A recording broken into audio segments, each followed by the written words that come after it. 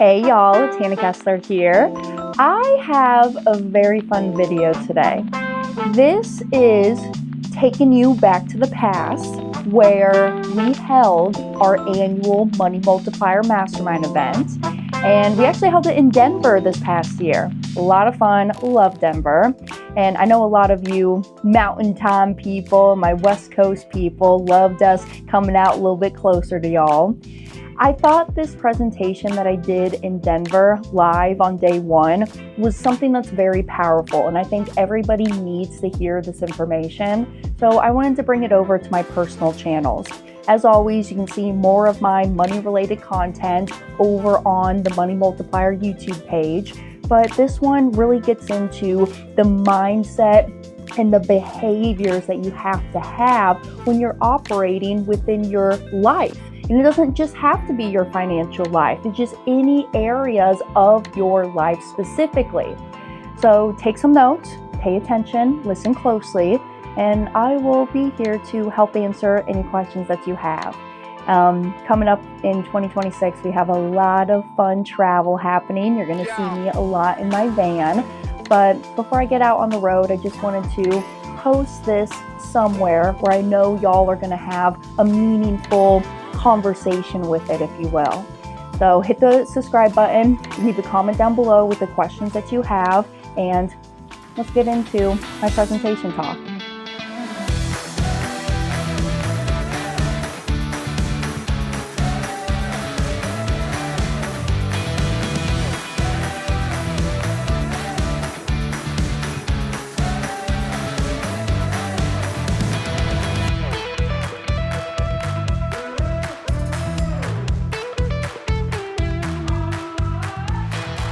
Now, this is crazy talk for all of the people who are not in this room. Am I right?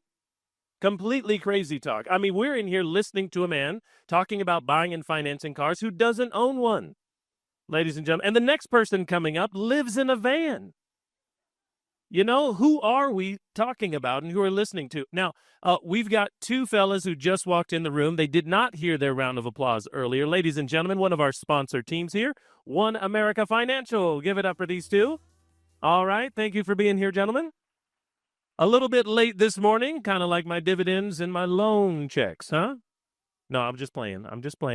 No, they're one of my favorites. So, and Clay didn't laugh at all. He barely cracked a smile on that joke. So I'm going to introduce the next speaker, say something nice, and get off the stage. Ladies and gentlemen, a second generation IBCer, a Nelson Nash Institute practitioner, the host of the Money Multiplier podcast as well, and our best friend. Ladies and gentlemen, bring her up on the stage with a warm welcome, Miss Hannah Kessler. Thank you, Jeremiah. All right, testing, I'm on. Good, well, good morning. So I wanted to start off with Marty, specifically because I gave him literally just a title, and I said, Marty, I want you to talk about why whole life. So then we can kind of set the foundation of why are we even practicing this concept? Why are we even using the vehicle of a whole life insurance policy? But what I'm going to get into is the how and the what. And how I've titled the how is the mindset. You have to have the correct mindset to even do this. And the what is the mechanics.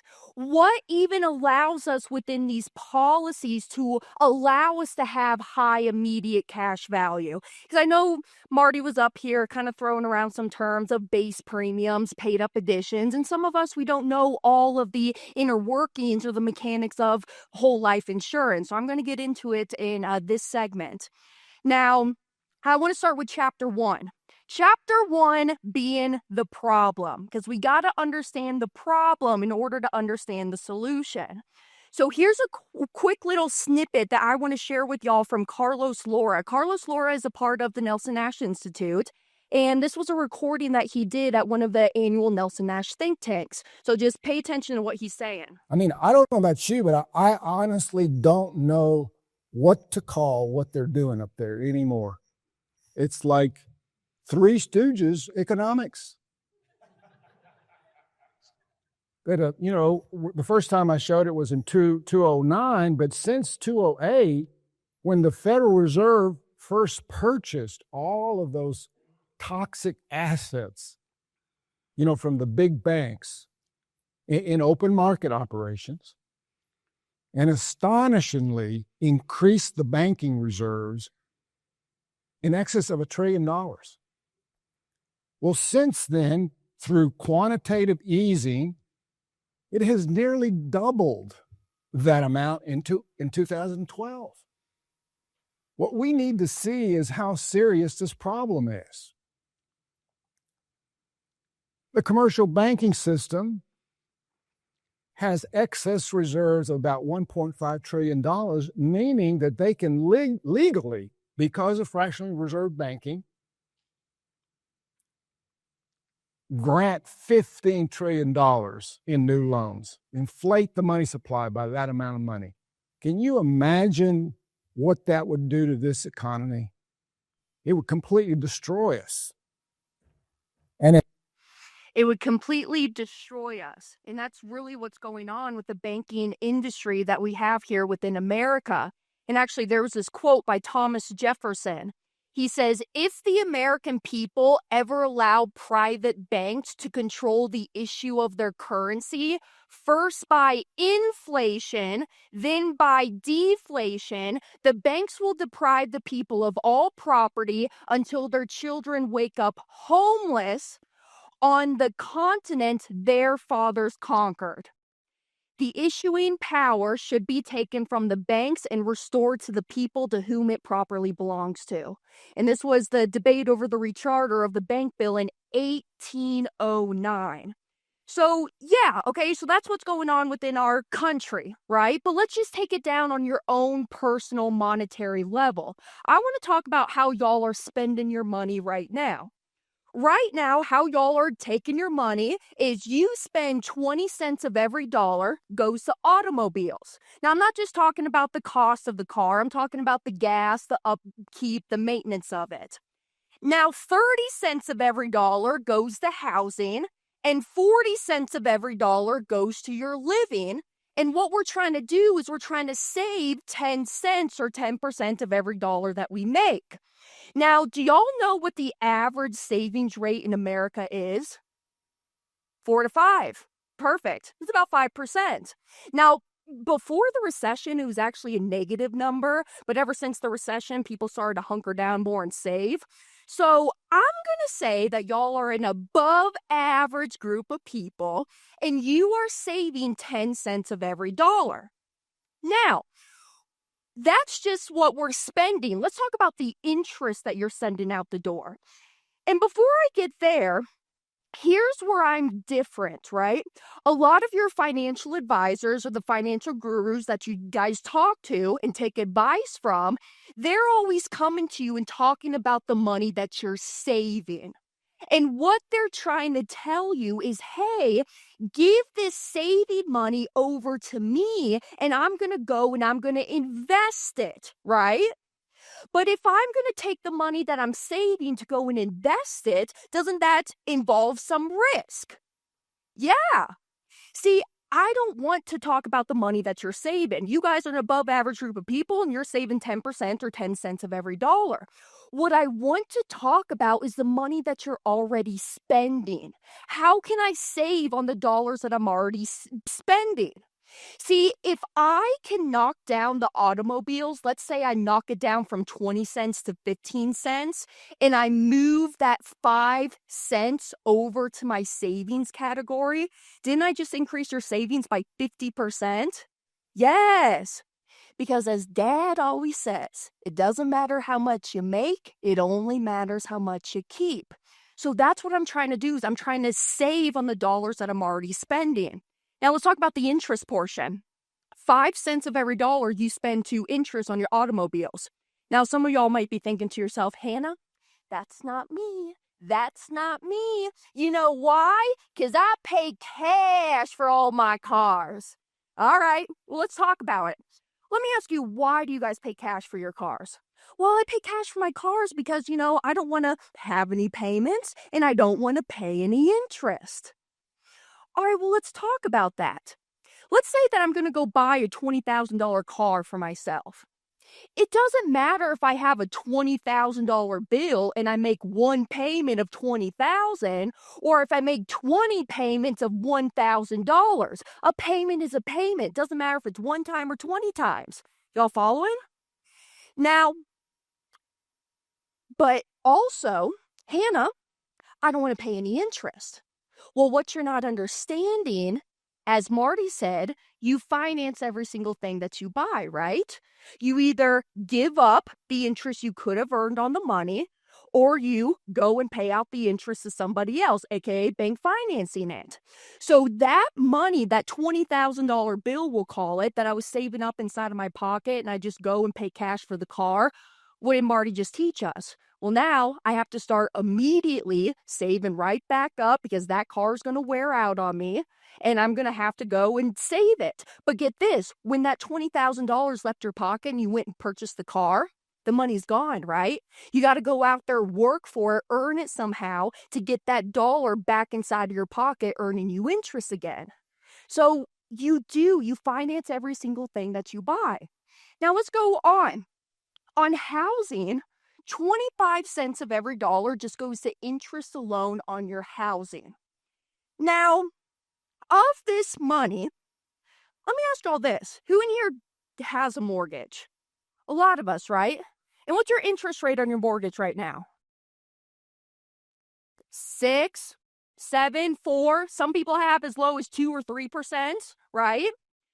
And every month when you get that mortgage statement in the mail, do you notice that there's a payment section and then an interest section on it? Is that interest amount really 6% of the payment, or is it a lot higher than that?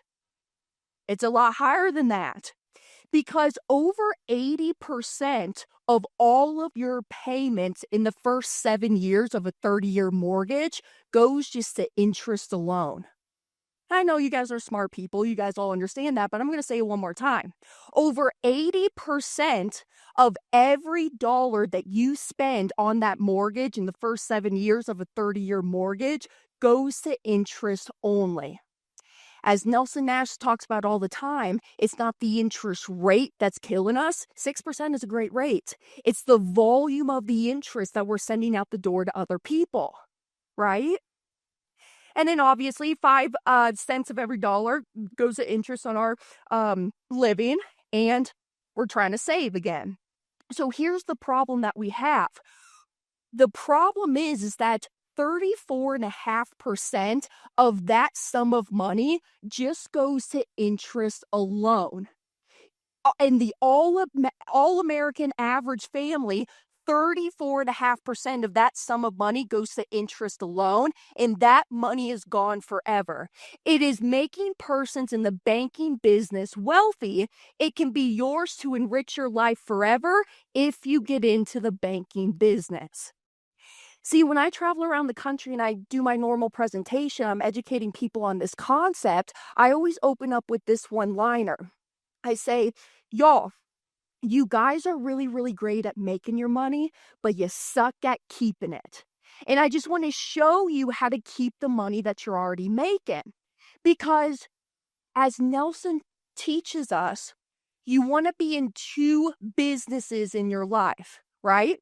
The first business is the one that you're passionate about. It gets you up out of bed every single day, supports the livelihood, the family, the lifestyle. But then the second business is your banking business, the business that finances everything throughout your life. And that's what we're here talking about over this weekend is the banking business in your life. Now, here's my other slide. You finance every transaction that you buy. You either pay interest to someone else or you give up the ability to earn that interest, aka paying cash on it. So let's move on. If y'all do have your Becoming Your Own Banker books, you can flip to page 26 here. But I want to talk about creating this entity and creating the process of this policy. Because, right, banking is a process. It's not about the product. And when you're creating this entity, it's a plan which you control and it makes money on your loans. One such entity can be a life insurance plan. And when someone buys one of these plans, the contract is very specific to point out who owns the plan or the policy. It's not the insurance company, it's you. You are the owner of that policy contract. The company is simply the administrator of the plan and must collect the premiums. Okay, so the insurance company collects the premiums and then they must lend the money out or make investments of one kind or another in order to be able to pay the death claims as promised. So what the insurance companies do is they take in the premiums, it goes into their general pool of the money pool there.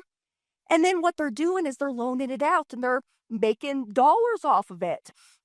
A lot of their dollars are held in bonds, and we have a company panel coming out. We'll get deeper into this too. But they hold a lot of their money into bonds, long-term conservative bonds.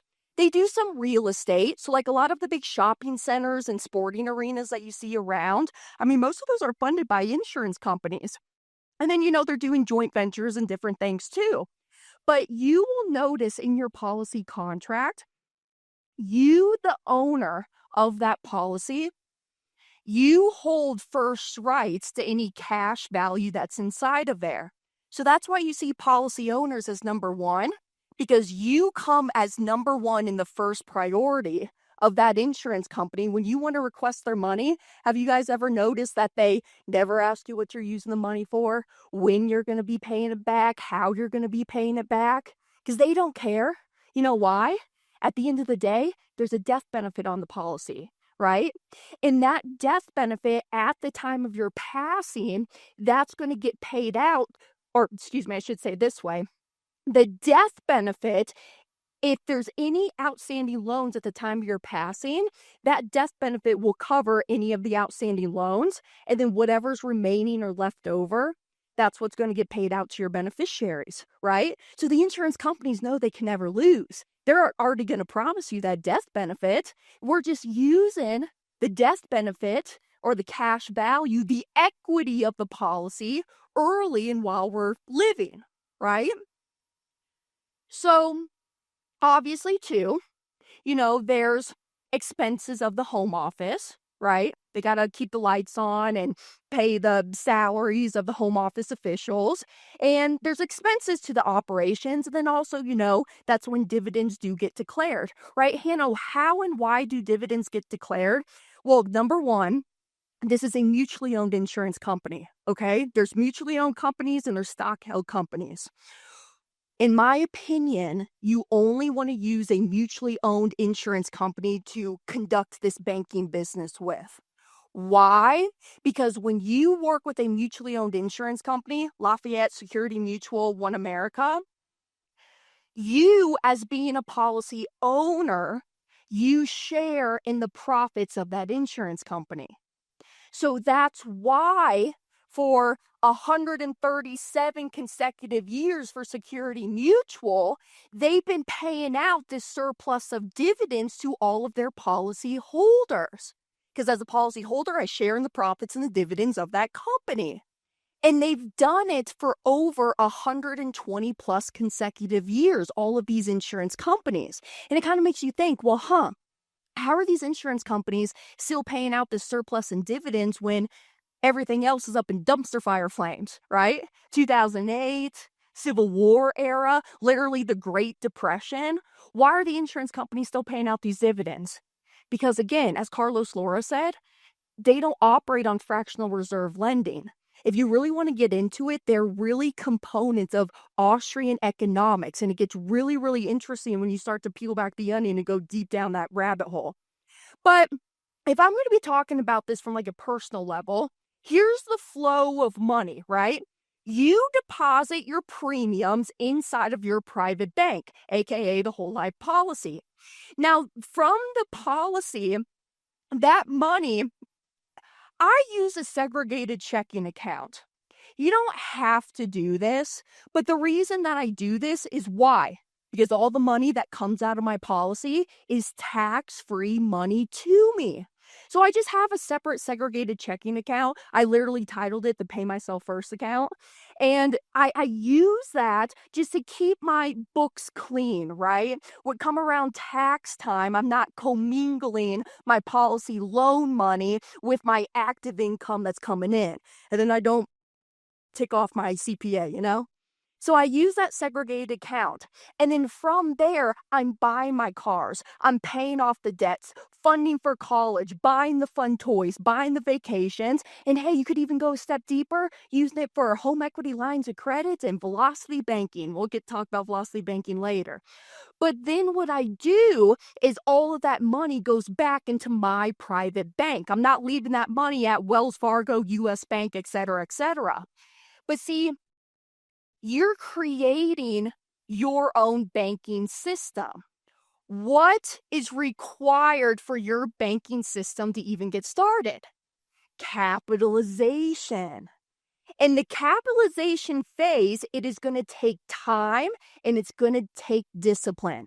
I'm going to say it again. Infinite banking is not a hobby, it's a lifestyle. It's a process that you're adding to your life. Don't expect to get rich overnight, but the reward later on is all worth the effort. Let's get into chapter 2. We have to have the correct mindset to do this, as I said, right? I want to talk about some of the human behaviors that we have to overcome in order to do this. Let's hear a message from Nelson real quick. There's about 20 people there, and there was a young man there, I guess probably 27 or something like that. I can do better. You see, if I put $10,000 into your life insurance policy, I can't get to it all the next day or so forth. But if I put $10,000 in a savings account, I can get to it the next day. And God provides. I had a fantastic example that'll help him adjust his perspective. There's a orthopedic surgeon there. Doctor, can you help this young man adjust his perspective on this? How many years did you go to college? 4. How many years did you go to medical school? 4. How many years did you go to internship and residency? 8. How much money did you make during those 16 years? He says, I accumulated a debt of $450,000. See, people, they understand that, but yet when it comes down to simple thing like banking, they lose all perspective. And it's all because of a mindset. So capitalization, we'll get into Nelson's rules, but he always says, don't be afraid to capitalize. Capitalize, capitalize, don't be afraid to capitalize. But for me, I grew up around this stuff, and that's why sometimes I know it's so much easier for me to understand this because this has just been ingrained into me at such a young age. So I just challenge y'all to keep rethinking that thinking. Come back to the foundation of what this process is truly about, and it all starts with what's in between the two ears right here. So let's get into Parkinson's law. Parkinson's law states once was a luxury is now a necessity. Have you guys ever thought about that? When your income starts to rise, so do your expenses. See, this is where I kind of agree with Dave Ramsey, right? I do agree that, hey, we should be living within our means, okay? So this is where we get along at. Or if you ever think about it, do you remember like the roll down windows? Would you ever go back to the roll down windows? No, I like my little automatic windows, right? So once was a luxury is now a necessity. Parkinson's law also talks about work expands to meet the time envelope allowed. Meaning, if you give, let's say, your team members a deadline of January 1st at 9 a.m., you'll notice that 90% of them will turn in that project on December 31st at 11:59 p.m., right? So if you overcome that, you will just win by default. Let's talk about Willie Sutton's law. Willie Sutton was a notorious bank robber within our country. And when people asked him, hey, Willie Sutton, why did you steal from all these banks? You know what he said? Well, that's just where they keep the money at. So wherever wealth is accumulated, someone will try and steal it. Now, my dad says this a lot. He says, guys, the higher up your butt is on the flagpole, he uses another word, but the higher up your butt is on the flagpole, the bigger the target it becomes, right? So we got to protect ourselves. Now let's talk about this. Who's the biggest thief in the world? The IRS. And if you think about it, the IRS, it's a parasite-host relationship, right? We, the American taxpayers, we're the host, and the IRS is the parasite. And the U.S. government will not survive without us. Let's face it. And when taxation comes to the point where government officials sense rebellion, they resort to exceptions to the rules. That's why they came out with 401ks, HSAs, pensions, and all that other stuff. But as Nelson Nash says, he says, guys, it's almost like hiring a fox to tend to the chicken coop. That's literally what they're doing. Let's talk about the golden rule. The one who has the gold makes the rules. You, when you have the gold, you're the one that makes the rules. See, this is why I love, like personally, I'm a very big private lender. I'm the one who has the gold, makes the rules. I have my standards. If you do not meet me on my standards that I have, sorry, we just ain't going to be doing business together. I'm the one who has the gold. I'm the one who's in control, and I get to make the rules here. What you do in the financial world is being compared to what everybody else is doing. Right? We kind of got into that. But seriously, if you really take back the control of the banking function in your life, you're beating 95% of the population that's out there. Now, let's talk about the arrival syndrome. This one I talk about and I think about a lot. And if you tune into my Thursday morning live streams, if you follow me on YouTube or Facebook, those go out 9 a.m. Eastern time every Thursday. But I was reading a Reddit post and I was talking about how he has arrived in knowledge. Because when you think you have arrived at knowledge and know everything there is to know, you might as well rot and be dead. Now, I'm not saying that you have to implement everything that you hear, what you learn, but just be open, hear people out, see what people are doing, just be a sponge and absorb. And if it doesn't pertain to you or you don't want to do it, just throw it to the side, right? But hear and just see what else is going on out there. Lastly, use it or lose it. You need to use your banking system. Treat it with respect. Treat your money just how you treat the banker's money. That's a huge mindset shift that a lot of us have to go over because your capital has a cost to it. Treat your money with respect, and you will notice that your money will flow and grow to where it's respected to. Here's the 5 rules. Number 1, think long range. You got to think long range.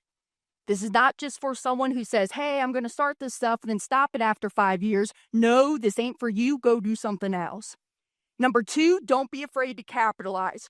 Capitalize. Don't be afraid to capitalize. Have you ever made too many deposits into your own bank account? Hopefully the answer is no.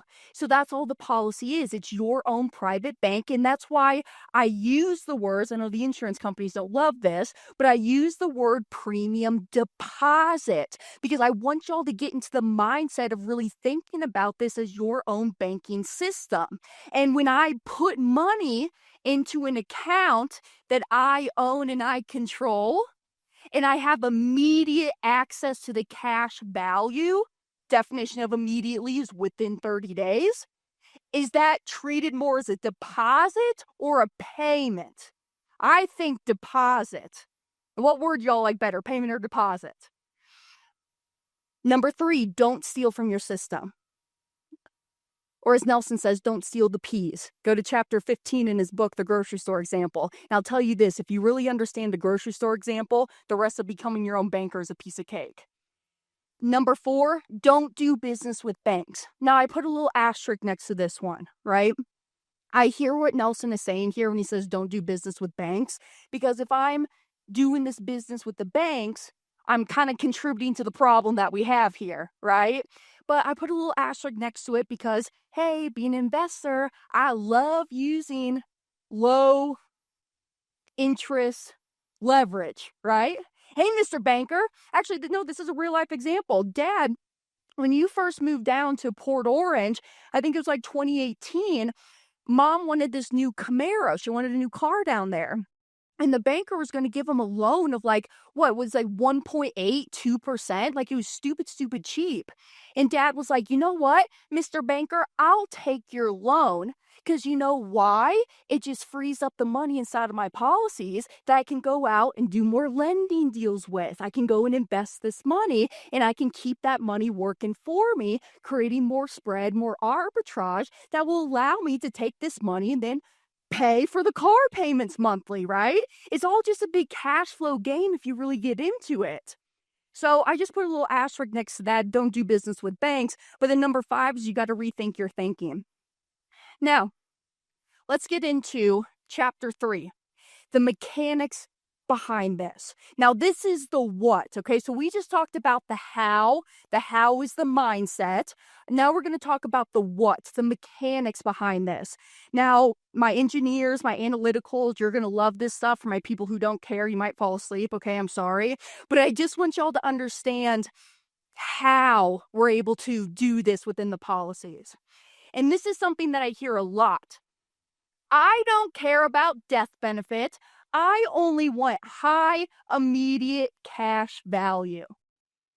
See, cash value is the most misunderstood aspect of whole life insurance at all, in my opinion. Because you can't even have cash value unless you have a death benefit. So let's talk about this. I know I talk a lot about the rocket ship analogy, right? So think about your policy like it is a rocket ship, okay? And you'll notice that there's 2 moving parts that come together and make up that full premium that you're doing into your policy. You'll notice that there's a base premium, and you'll notice that there's a paid up addition premium. Think about your base premium like it's the base of the rocket ship. Okay, that's your base premium. Then you got these 2 booster rockets that are attached onto the side. Those are your paid up addition premiums. Well, the majority of your premium is going into those paid up additions because that's how and why our rocket ship gets out of the sky and out of the atmosphere, right? But then you'll notice too, as time evolves and time goes on, what happens to your premium? It drops. Have you ever noticed that? And why does your premium drop? Well, our booster rockets are falling off. Because once our rocket ship leaves the atmosphere, what happens to the booster rockets? They fall off. And why do they fall off? Because they're not needed anymore. They're not needed to keep sustaining us to our destination of where we're trying to go. But if you can, pay your PUA premiums for as much as you can and for as long as you can. Because again, capitalize, don't be afraid to capitalize. So here's the base premium though. The base premium has an initial death benefit, and that initial death benefit is fixed in value. The premium is fixed and the death benefit is fixed. It can never go up, it can never go down. Now, you might be thinking to yourself, well, Hannah, what if I come into a time that I can't pay my base premium? Well, there's solutions. You can always use cash value in the policy to help pay your premiums. If you really needed to, you could always go inside that policy contract and even pay up the policy, meaning no more premiums go in, but still keeping your death benefit in force. Or you could literally take your policy down to a bank and say, hey, Mr. Banker, look at my policy. Once you pay me this $10,000, I'm going to go pay this policy premium, and then my cash value is immediately going to grow by $12,000. They will take the collateral of your whole life policy all day long. Because remember, who's the number one purchasers of whole life insurance in the world? It's banks, commercial banks. They get this stuff like nobody else. So the initial death benefit is fixed in value and fixed in premium. Let's talk about this first. Anything added to the base premium comes in the form of a rider, right? Your paid up additions rider. So I think about it this way, just to give an analogy. You know how like my body is my vessel and then my arm is like a ligament to my body? I could live without my arm, right? It wouldn't be fun, but I could. So that's all the rider is. Your rider is your attachment, the ligament that's added to that base premium of that base contract. A large quantity of money the initial death benefit is made payable upon your passing while you go on to pay for it over time. In cents, the base premium are installment payments executed over time that pays to keep your initial death benefit in force. So you're just paying for it over time, right? That's how the base premium accumulates the cash value or that equity buildup, is because it's an installment over time. Now, I know that one's a little bit more complex and into the weeds, but I just kind of want y'all to understand, again, the mechanics behind all of this stuff. And yes, you can always pay your premiums monthly, quarterly, twice a year, annually. Hey, y'all, and also this, I think you guys know this, but you can always even change the mode of premium, right? You can always, if right now it makes more sense to do monthly, but the next year you want to switch it to quarterly or annual or whatever, you have that full freedom to jump back and forth between the modes of premium. So the base premium is ongoing and the PU premiums are a one-off, okay? Do you notice, look, paid up equals paid for.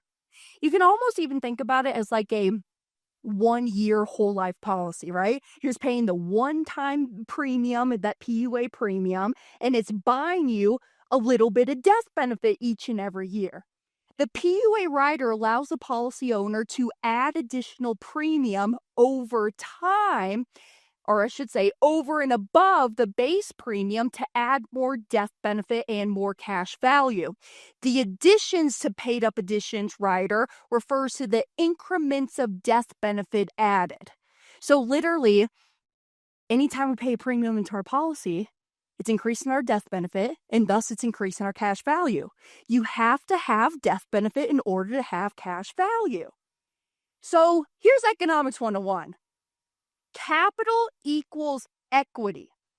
Capital is the value of an asset in the terms of money. That's all literally what capital is, right? We all kind of understand, like in our house, right? There's equity, there's capital that's inside of our house. Same thing within the policies. Your death benefit is the value of your house, and your cash value is the equity that you built up within that house. Does that make sense? Capital equals the monetary value. So in whole life, capital is called cash value. Cash value is what the policy is worth today. It's literally what the policy is worth in cash. The cash value grows because the policy becomes more valuable, a true guaranteed appreciating asset. The cash value literally equals the net present value of the death benefit. That's literally what it means. No, I don't think I want to go that direction right now. But cash value equals the net present value of the death benefit. So if you're like in year 5 of your policy, and let's say your cash value is $50,000 and your death benefit is $500,000, if you decide to reduce pay up or stop paying the premiums on that policy, your net present value of that death benefit is the $50,000, that cash value. I know that gets a little intricate, but my analyticals, I hope y'all are following me. PUA premium only generates cash value because it buys more in death benefit. So the quote, get as much cash value as you can with as little death benefit, is contradictory because the cash value only exists because of the death benefit. Your cash value is going to equal your death benefit at the time that you turn age 121. At the time that you turn age 121, do you want a big death benefit, a $1 million death benefit, or do you want a small $100,000 death benefit? Right? I want a big old death benefit because at the time of 121, my cash value is going to equal that death benefit, thus just meaning more cash accumulation that's happening within the policy as time goes on. I thought about like this. How is a perfect sandwich created? Is it all bread and no meat? Or is it a perfect blend of everything? The sauce, the tomatoes, the lettuce, right? It's a perfect blend, the cheese that you put on it. So 1090s? No, right? 1090 is all bread, no meat. Other policy designs, stronger base premiums, you're going to have that perfect blend.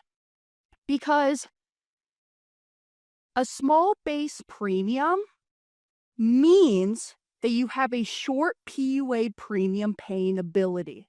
You're going to be forced to drop off your booster rockets even sooner. Why? Because I'm going to mech the policy.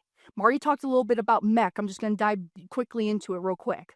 MEC is an acronym that stands for Modified Endowment Contract. MEC, Modified Endowment Contract. And it's an IRS tax law. Get this. This tax law only came about in June of '88. You know why this tax law came about? Well, because Uncle Sam started to notice that a lot of these elite and wealthy families were dumping in a boatload of money inside of their whole life policies. Well, if I'm that family, I'm thinking, well, heck yeah. I'm paying my premiums. I got immediate access to cash value. It's guaranteed to gross tax free. The government's completely out of my hair. I want all of my money growing inside of this policy. So Uncle Sam kind of started to catch on, and that's where he came out with this MEC law. But with the MEC, and you have a short or a small base premium, you're going to be in jeopardy of mecking that policy a lot sooner than a well-established foundation of the base premium. Think about it this way. Base and paid up additions, how they play hand in hand together. Think about y'all building a house, okay? Your base premium is the foundation of your house, and the structure on top of that foundation is your paid up addition premiums. Do you want a wonky, unstable foundation? No, you want a steady, strong foundation, and that's really what it is. So potential for MEC increases, forced to reduce or discontinue premium, addition of term rider costs. I'm not going to get into that right now. So here's my example of a $10,000 annual premium. I'm going to compare a 1090 policy versus a 4060. I know you guys have heard that from time and time again too, like kind of those acronyms, but this is what it means. 1090. 10% of that premium is going to the base and 90% is going to the paid up additions. And some people who claim that they're infinite banking practitioners are out there on YouTube University saying, hey, 1090 is the only way that you should be building any policy.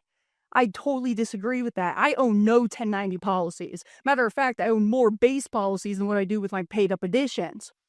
So 1090 versus 4060, 4,000 to the base and 60,000 or 6,000 to the paid up additions. I want to give you a visual representation of this, okay? My blue dotted line is my 4060 cash value. And my red dotted line is my 1090 cash value. See, you guys sometimes think that you want as small base premium as possible and as much paid up addition premium. And you're right. In that type of policy design, when you overfund it like a 1090 so much into the paid up additions, you're going to beat me in the early years of that policy. You're going to have more cash value than what I'll have in my 4060. But then something happens here. There's a shift. I said this yesterday in our hot seats on VIP day, but I think about this as the tortoise and the hare story, right? Your 1090 is going to be your hare, and you guys are going to beat me in the early years. And my 4060 is the tortoise. I'm going to catch up at some point, and I'm going to win this race all day long. Do you see the differences of those dotted numbers there? Also, just look at the death benefit, because death benefits is very, very important. And on the death benefit, that 1090 policy, because of the term rider, which I'm not going to get into, but because of that term rider, do you see how it goes up and then it drops It's because that term rider is dropping off, and then it starts to pick back up again. But still, in my 40, 60, I'm going to have more cash value, more death benefits. But again, it's a long-term thinking, and it's hard, especially for me. I call myself a zillennial.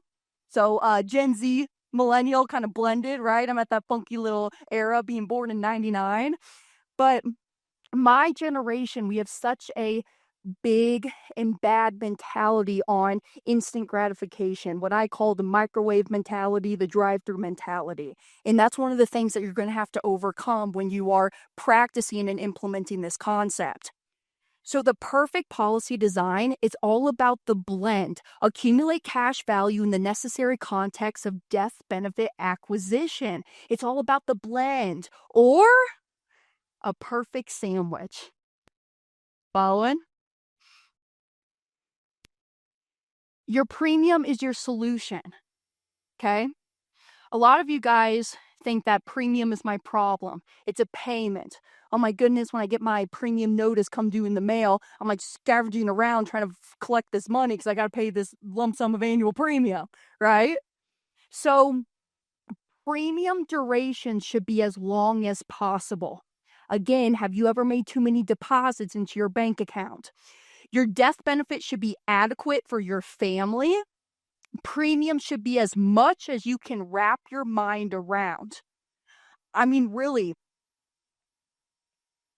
if the insurance company will allow for it, you should be putting in as much as 20 to, in my opinion, 50% of your income going towards policy premium. Obviously not at one time, right? But this is about creating a system of policies, right?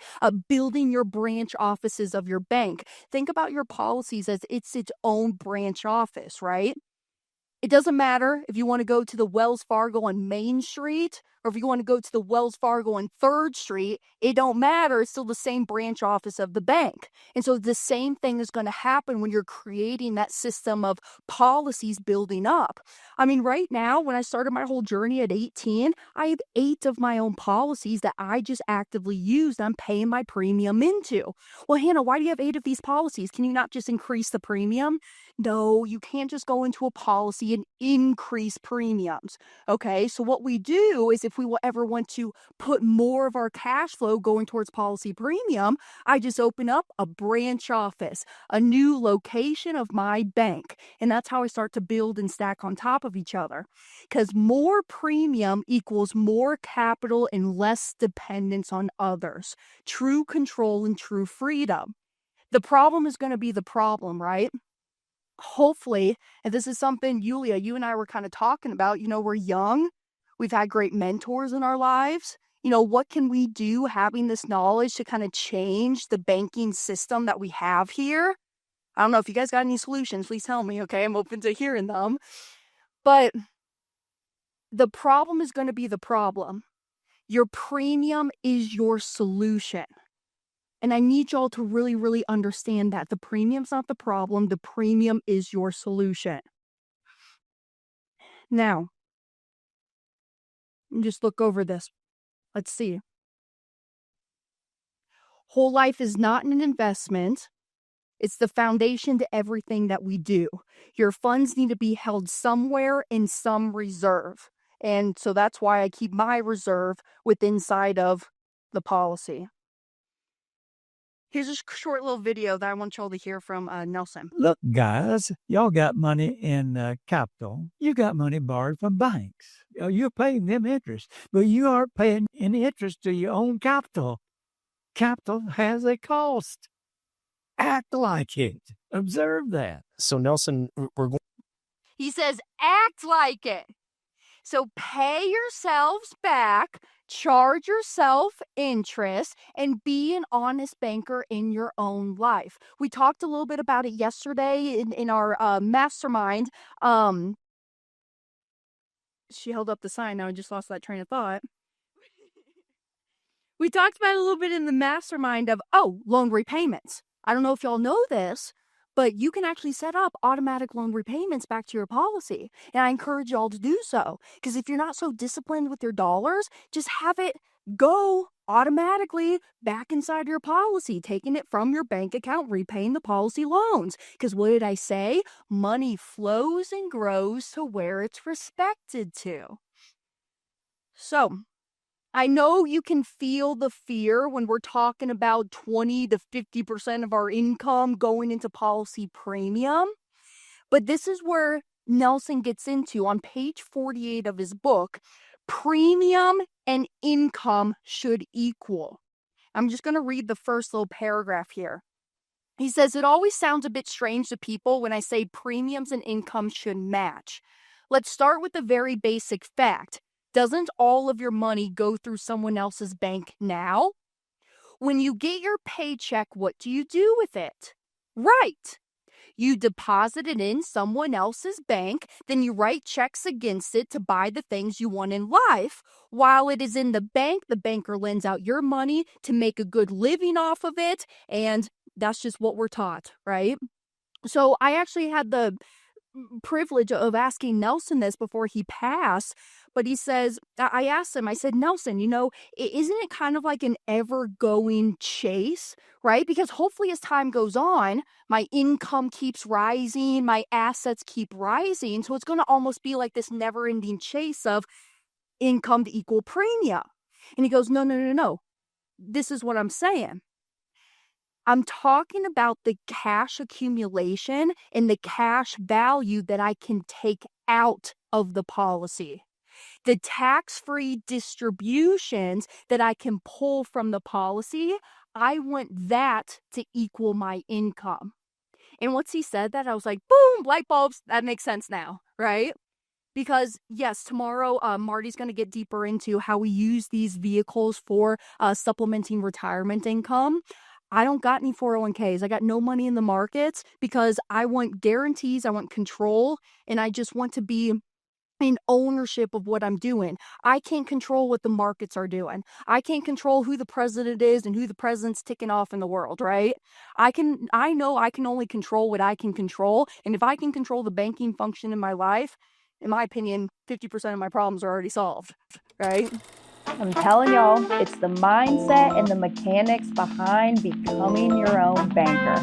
It's some powerful stuff. I mean, seriously, this is what has led me to becoming a millionaire by the time I was 24 by starting this journey at such a young age. And I understand, I know I'm very, very blessed to be in this family where mom and dad didn't make money such a taboo subject. And I'm telling you, it's very interesting growing up in a household where there's new money versus old money and how those mindsets kind of clash together. But because mom and dad are such great partners and team members and parents, they've really bridged the gap, and they are taking ideas and concepts from both of their upbringings and what they know now to really create this big empire that we have here at the Kessler family. So I will be here. You know how to get a hold of me. Send me an email, hannah@themoneymultiplier.com. And until next video, thanks for being here. I will see y'all then. Bye, y'all.